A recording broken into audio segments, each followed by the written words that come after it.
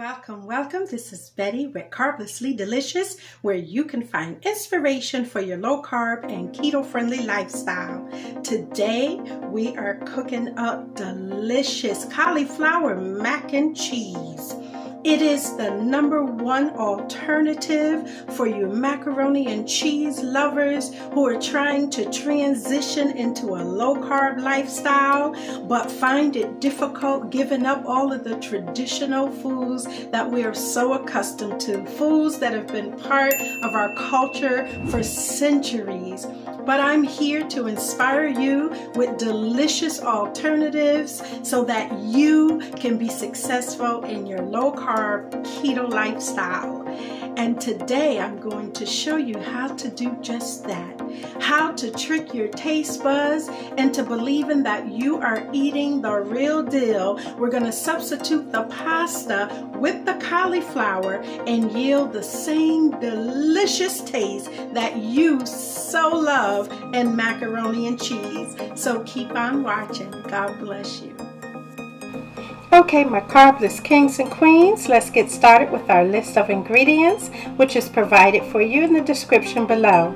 I have my cauliflower florets, which I've already cleansed and pat dried, uncured bacon, butter, dried chives, which I love to use as a garnish to give my dishes that beautiful finished touch, black pepper and sea salt, sour cream, onion powder, garlic powder, and xanthan gum, a low-carb thickener to substitute for flour, less than 1 gram of carbs.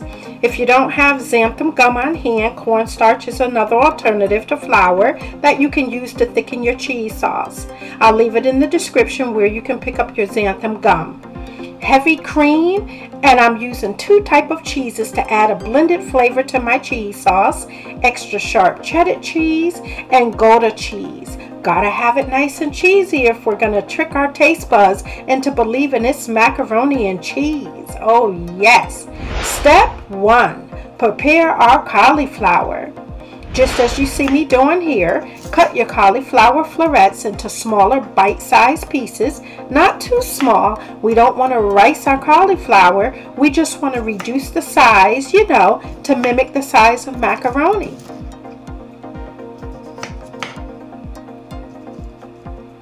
This size is perfect, exactly what we're aiming for. Now we're going to fill our pot with water and boil our cauliflower. Boil at medium-high for approximately 5 to 8 minutes. Just to soften your cauliflower, be careful not to overboil.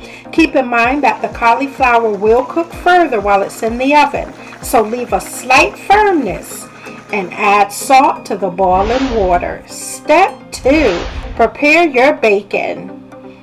Here my bacon is sizzling away on my flat griddle. I just love the aroma of bacon and its savory taste. Oh, it's going to give personality to this dish. Once your bacon is crispy and fully cooked, remove it from the grease, pat dry with a paper towel, and cut your bacon into smaller pieces.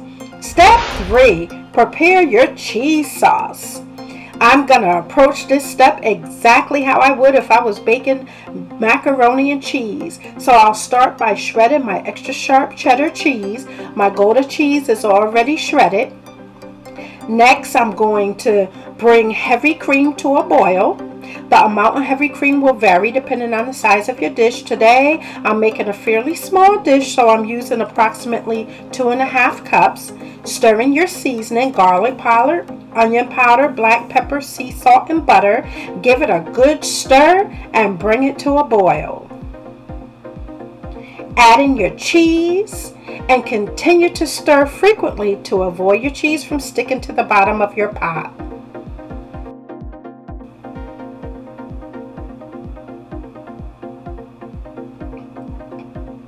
Once your cheese has fully melted, you'll need to thicken your cheese sauce into a gravy-like thickness. Stir in 1 tablespoon of Xanthan Gum Powder. If you don't have Xanthan Gum Powder, I'll show you how to thicken your cheese sauce using corn starch. If you're using the corn starch, you'll need to first dilute your corn starch in cool water. Half a cup will do. Add 1 tablespoon of cornstarch to the water and stir. Diluting your cornstarch with water prevents your sauce from lumping. Then go ahead and pour your solution into your cheese sauce and continue to stir.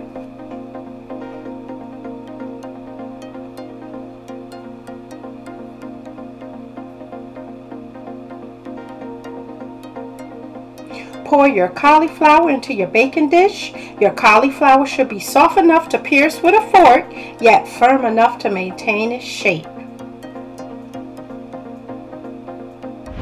Step 4, it's time to pour our cheese sauce over the cauliflower and mix in a 1/4 cup of sour cream. Now keep in mind, use a folding motion. Blend everything together instead of a stirring motion to keep from mashing your cauliflower. Mix in half of your bacon pieces and save the other half to use later as a topping. Also mix in your dried chives and mix it good. All the seasoning you added to the cheese sauce is going to spread flavor evenly throughout your cauliflower. Top it with a layer of shredded cheese and the remainder of your bacon pieces and garnish the top with more chives just like this here. Oh my goodness, look at all this cheesy goodness looking just like macaroni.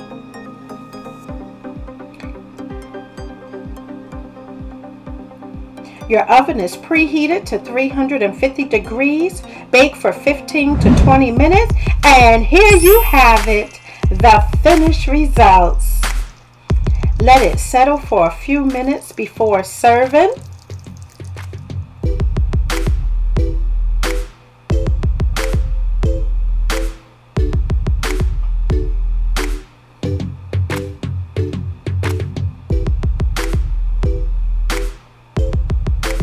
I plated my cauliflower macaroni and cheese with butternut squash and barbecue chicken for a hearty, low-carb, keto-friendly dinner.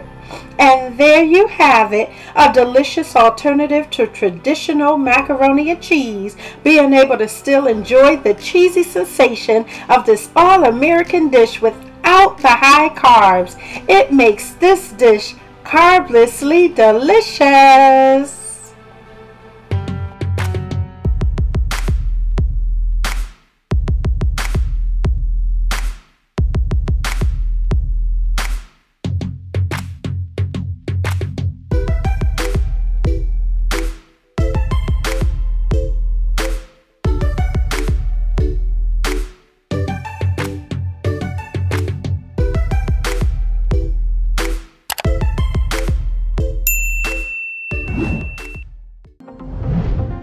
This is your first time tuning in with Carblessly Delicious. I give you a warm welcome.